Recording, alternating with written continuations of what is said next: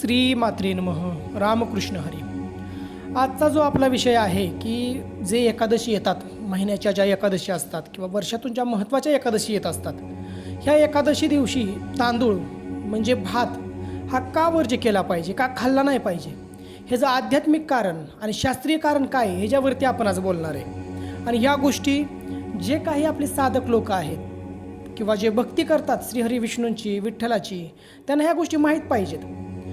निदान असं सांगितलं आहे शास्त्रामध्ये की कुठले जरी उपास जरी करता नाहीत आले तरी महिन्यातून एक एकादशी ही केली पाहिजे.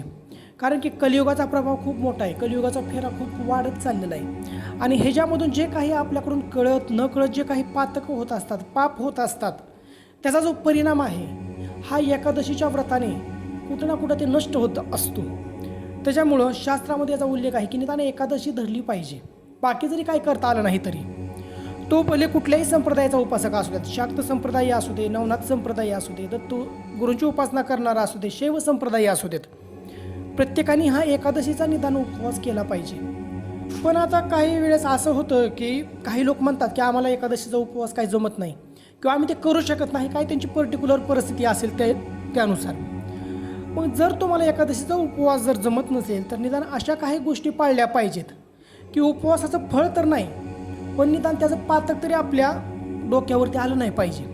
ह्यासाठी काही नियम एकादशीच्या दिवशी तरी पाळले पाहिजेत. त्यातलंच एक म्हणजे जे तांदूळ म्हणजे आपण जो भात आहे तो उपवासाला खात नाहीत किंवा एकादशीच्या दिवशी खात नाहीत मुळात. आता त्याचं कारण काय हे भरपूर लोकांना माहीत नाही, त्यामुळे ह्याच्यावरती टीका होते की असं कुठं सांगितलेलं आहे, परंतु शास्त्रामध्ये याचा उल्लेख आहे. आता तांदूळ का खाऊ नये एकादशीच्या दिवशी याचं मी दोन कारणं सांगतो. एक म्हणजे आध्यात्मिक कारण तर आहेच, त्याचबरोबर शास्त्रीय कारणसुद्धा आहे आणि ह्या गोष्टी माहीत पाहिजेत.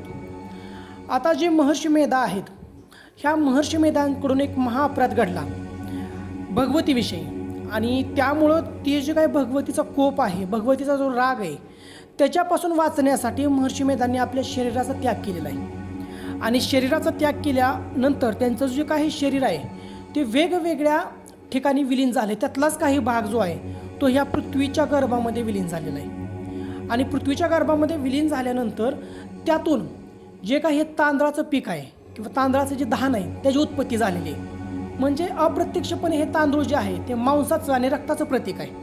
आणि एकादशीच्या दिवशी मांस हे वर्ज्य केलं जातं. आणि मुळातच जो कोणी भगवतीची किंवा एखाद्या दैवतीची उपासना करत असतो त्यांनी मद्य मांस या गोष्टींचा त्याग केलाच पाहिजे, हे एक कारण झालं. त्याचबरोबर जे भगवान विष्णू आहेत त्यांनी ज्यावेळेस एकादशीची उत्पत्ती केली कशासाठी, पापाच्या नाशासाठी. आणि जो काही हा एकादशीचा प्रभाव आहे ह्या प्रभावापासून वाचण्यासाठी जी काही एकादशीची तिथी होती, तिच्या उत्पत्तीची जी स्थिती होती, त्यावेळेस जे काही पाप आहे ते सगळं लपण्यासाठी तांदळाच्या धान्यामध्ये जाऊन लपलेलं होतं. मग त्या दिवशी काय होतं की जे काही ह्या सृष्टीवरती पाप असतं किंवा जो कोणी एकादशीचं व्रत धारण करतो त्याचं जे पाप असतं ते त्याच्या शरीरातून बाहेर पडून तांदळामध्ये जातं. आणि ज्यावेळेस ज्यांनी उपवास धरलेला नाही किंवा जो एकादशी धरत नाही त्यांनी ते अन्नभक्षण केल्यानंतर जे एकादशी धरतं त्या लोकांचं पापसुद्धा त्याला लागतं. त्यामुळे त्या दिवशी तांदूळ हे वर्ज्य केलं पाहिजे. आणि मुळातच तसं जर सांगायला गेलं तर शास्त्रीयदृष्ट्या मुळामध्ये तांदळामध्ये पाण्याचं प्रमाण जास्त असतं आणि जे पाणी आहे ते चंद्रतत्वाशी, चंद्रदेवाशी निगडीत आहे. आणि चंद्रदेवाचा जो प्रभाव आहे तो व्यक्तीच्या मनावरती जास्त होत असतो. त्याचबरोबर चंद्रदेव हे सौंदर्याचं प्रतीक आहे. आणि त्या दिवशी ज्यावेळेस आपण एकादशी तिथी असते त्या दिवशी जर आपण तांदूळ खात असेल त्यावेळेस ते मन जे आहे ते चंद्रदेव हा चंचल असल्यामुळं आपलं मन चंचल करण्याचं कार्य हा चंद्रदेव करत असतो. आणि त्यामुळं आपल्या मनाचा ओढा हा सौंदर्याकडे जास्त ओढला जातो.